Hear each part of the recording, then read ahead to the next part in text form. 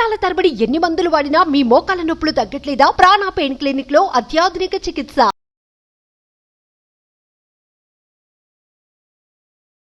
నమస్తే, welcome to Suman TV. నేను మీ Suman TV Usha.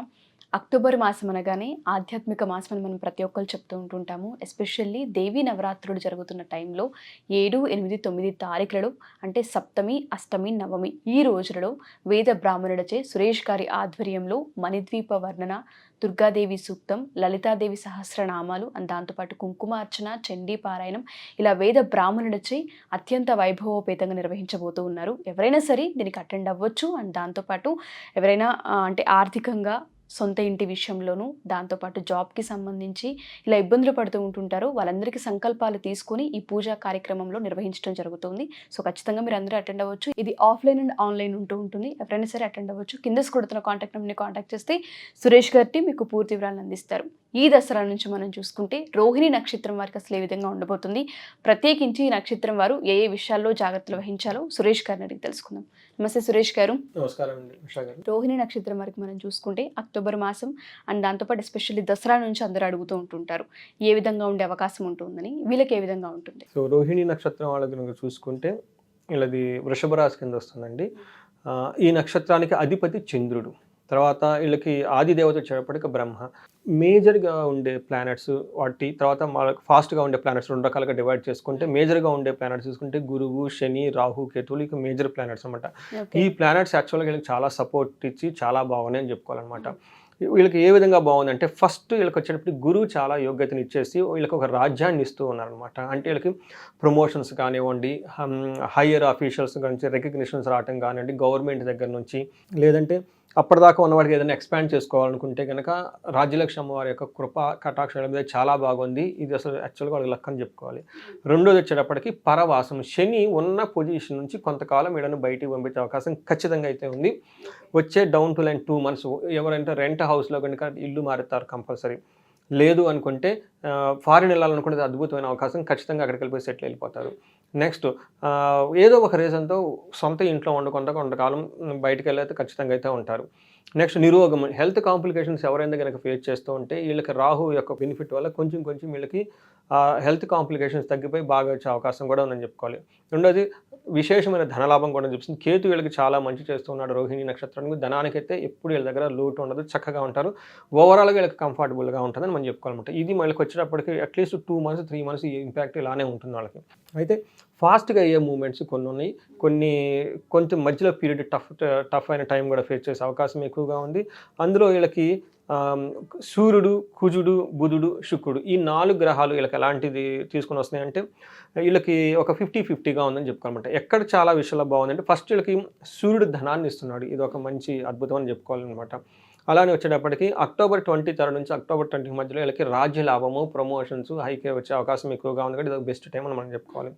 అయితే 2 విషయాల కాంప్లికేషన్స్ ఉండాలి. ఈ 2 కూడాను, ఒకటి మీరు గొడవలు పడే అవకాశం ఎక్కువ ఉంది.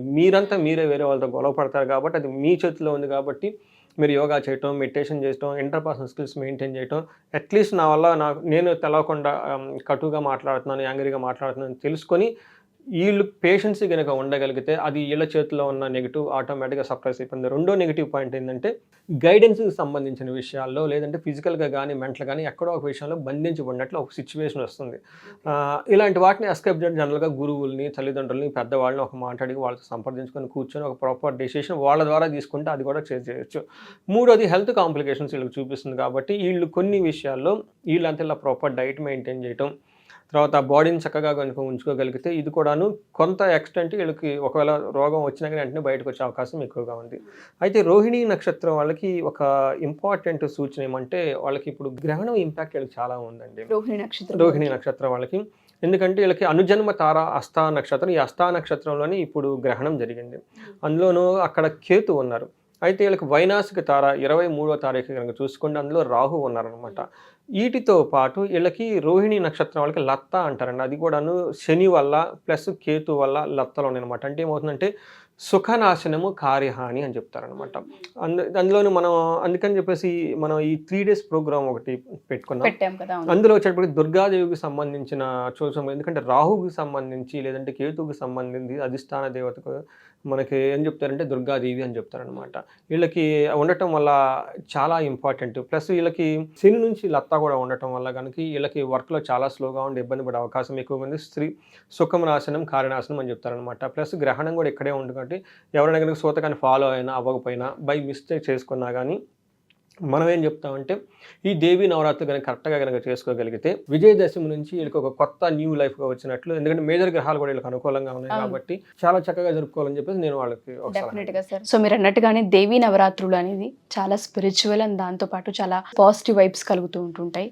మనం కూడా సప్తమి, అష్టమి, నవమి ఈ 3 రోజులలో కొన్ని పూజలు కూడా నిర్వహించడం జరుగుతుంది. లలిత సహస్రనామం, చండీ పారాయణం, శ్రీ సూక్తం, దుర్గా సూక్తం, కుంకుమ అర్చన, మణిద్వీప వర్ణన అని చెప్తూ ఉన్నారు. సో ఏ విధంగా ఉండే అవకాశం ఉంటుంది, ఎవరెవరు అటెండ్ అవ్వచ్చు దీనికి అంటారు సార్? సో ఇది చాలామంది అమెరికాలో ఉండేవాళ్ళు కానివ్వండి, మిడిల్ ఈస్ట్ అట్లా ఉండేవాళ్ళు, కొంతమంది అంటే రూరల్ ఏరియాలో ఉంటారు, వాళ్ళకి అంత యాక్సెస్లో ఉండవు అనమాట.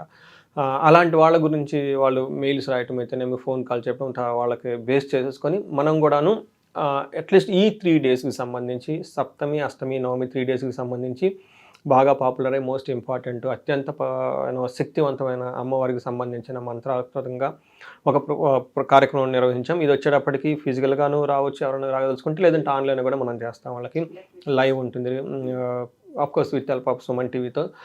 వీళ్ళకి మనం ఏం చేస్తామంటే లలిత సహస్రనామ పారాయణం ఉంటుంది. ఇది అమ్మవారి యొక్క మనకి కరుణ, కృప, కటాక్షం చాలా అవసరం అనమాట.